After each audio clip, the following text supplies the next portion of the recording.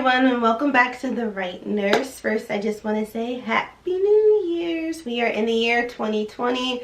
I don't know about you guys, but I'm really excited because that means graduation is only 12 months away. Yes, I'm counting down. December, your girl's done. So yes, I am counting down. I hope everyone enjoyed their winter break. I know I did. I got to pick up extra hours at work, which means more money, more money. And I spent a lot of time like with family and friends and just going out and stuff. I will say I'm actually detoxing because we did a lot of like drinking, hanging out, drinking. So yeah, I am on a detox, no drinking, none of that stuff for the month of January. I gotta like regroup and get back into the school thinking because I'm like a week out, you guys. I don't know when y'all's classes start, but mine start the 13th. So I'm like a week out from classes starting, so I'm like mentally preparing to like go back into the grind, getting used to waking up early again, all that good stuff. So yeah, as you know from the title, this I'll be giving you guys or discussing with you guys my Surg 2 experience and how that went. If you guys would like to see how that went or find out some information about it, please continue watching. Alright guys, so just to give you like a little background on like how my program is set up. Like I know some programs, they just have a semester of Surg. Well, the way my program is set up is Surg is throughout the entire program. So we have Surg 1, 2, 3, and 4. So right now, I recently completed Surg 2 along with mental health. So overall, the clinical and the classroom or learning experience was actually really good. Like I love learning about diabetes and the cardiovascular system and everything. Like I really love learning those things. For clinical this semester, we were on a cardiovascular unit, so it was nice being on that unit because it actually went along with what we were learning, if that makes sense. So like the clinical experience really supported the theory we were learning, so it was nice to have those two combined together. A lot of the patients I had were actually like independent, so it wasn't much like patient care tech stuff that I had to do. Like if anything, I was just setting them up, changing their linens, things like that. But I didn't really have to do like bed baths and a lot of toileting and things because most of them were independent, so that was actually nice. Some of the skills that I performed this semester was the basic med administration, of course. We also did IV push, hanging a primary and secondary IV. Of course, we did, you know, administer insulin, things like that. I will say I didn't get as much like skills that I wanted to get. Like the first semester spoiled me because I did a lot of like trach care. We did a straight caths. I did NG tube insertion, wound care. Like I did a lot in the first semester, and you know, it's exciting when you get to practice your skills. So I didn't really get to do any of those things this semester. So I was kind of like bummed out about that. Like of course med administration is like a big thing, but it's exciting to be able to straight cath and things. Like my first semester I straight cath a woman. Well, of course my instructor was there, and guess what, y'all? I found the hole on the first try. Like that's a big deal. If you guys know the women anatomy and older women stuff gets, you know, can change and it's hard to locate sometimes. So the fact that I got it on my first try, I was really excited. So I wanted to do those skills this semester, but it just didn't happen. You know, the IV push and the IV stuff was a lot of fun, but I do miss out on like those other skills though that we have previously learned. Now the biggest thing about this semester, I will say, is that I had a little hiccup. And what I mean by hiccup is my instructor and I, we did not mix. Like we were like water and oil. Our personalities just didn't go together. Like we didn't mix at all. And what I mean by that is everyone knows you have to do your 12 med checks. Sometimes you break down to like 5, but for the most part you have to do your 12 med checks. She wanted us to do it exactly how she believes it should be done.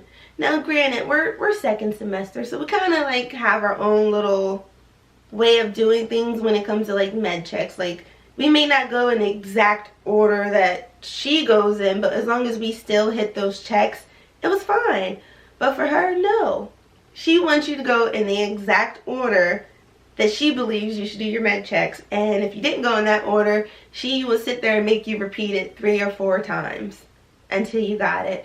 I know the lighting's a little off. It's natural lighting, y'all, so the sun's going in and out. You know how it is in winter, so don't mind the lighting. But it was little things like that that kind of got to me, because I'm like, unless I'm doing it wrong, like, don't completely down how I'm doing it, or, you know, like, if it's wrong, correct me, yes. But if it's not exactly how you do it, it doesn't necessarily mean the way that I'm doing it is wrong. And then the fact that she'll make you do it 3, 4, even 5 times just blew my mind. Another thing that I really didn't care for, and it doesn't make the instructor a bad person or anything, is that, you know, clinical is our time. Like, it's for the nursing students to really be able to learn and get in the groove of being an actual nurse. So when patients had questions about their meds, or like what they're taking or why they're taking it, she didn't give me a chance to answer those questions. Like, she would just jump on in and answer the questions, and I'm like, I knew the answer. Like, I wanted to answer the question. Like, I'm technically acting as their nurse, so let me answer the questions. So that just, you know, it kind of sucked, but it is what it is. You know, you take the good with the bad. Another thing that I will also say is that, like, with her and I, our communication got better towards the end of the semester. But in the beginning of the semester, I was just like, huh? Because, like, she would just do little things. She would walk up to us and just be like, did you get the signs? And I'm like, huh? And she's like, did you get the signs? And I'm like, what the heck is she talking about? Like, in my mind, I'm like, what the hell are you talking about? I don't know what you're saying right now. And she's like, did you get the signs? And I'm like, vitals? And she's like, yeah, did you get it? And I'm like, yeah, I got the vital signs. Like, in my mind, like, nobody says signs. You may say vital signs, you may say vitals. But just to walk up to somebody and be like, did you get the signs? Another. But on a serious tip though, like, even though her and I and our personalities didn't mesh together, I learned a lot from her. Like, she's a very, very knowledgeable instructor, and I did learn so much from her.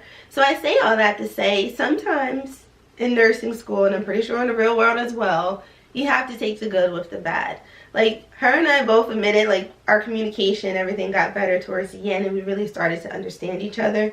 So even she knew, like, we weren't really, like, understanding or, like, communicating the best in the beginning.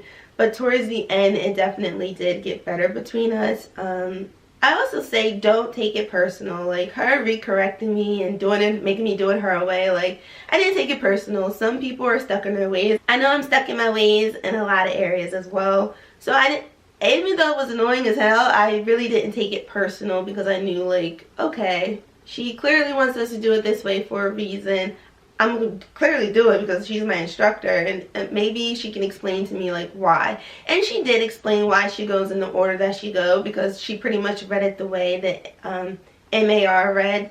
So I understood, you know, after that. But when you kind of had, like, build up your own, like, flow of things first semester, then you're kind of, like, gotta reflip it for this semester, it kind of was confusing and frustrating. But I didn't take it personal. Like I stated before in previous videos, you can't take it personal. Your instructors really do mean well. You're just not going to always agree on everything, but, you know, still remain respectful, still remain open, and I feel like things could get better, and it did get better towards the end. I'm happy that I did have that, like, hiccup with her, because you're not going to always get along with your coworkers. You're not going to always get along with teachers, classmates. Like, you're just not going to always match, but you still have to remain professional and, like I said, open-minded. So I hope this video was, like, helpful to someone, just to give you guys, like, a heads up. Like, yeah, sometimes these, you know, these instructors, your classmates, they are a trip. They are a trip, okay? But it doesn't mean it's the end of the world. Still do your best and everything. And of course, as I stated like 50 million times, be open-minded and don't take it personal. That's like the main thing. Don't take it personal. Just don't. Let me know how you guys, you know, semester went. Like, did you guys ever have an instructor, whether it's nursing or not, that you just didn't mesh with? And how did you guys handle it? But again, thank you guys for watching this video. I'll see you in my next one.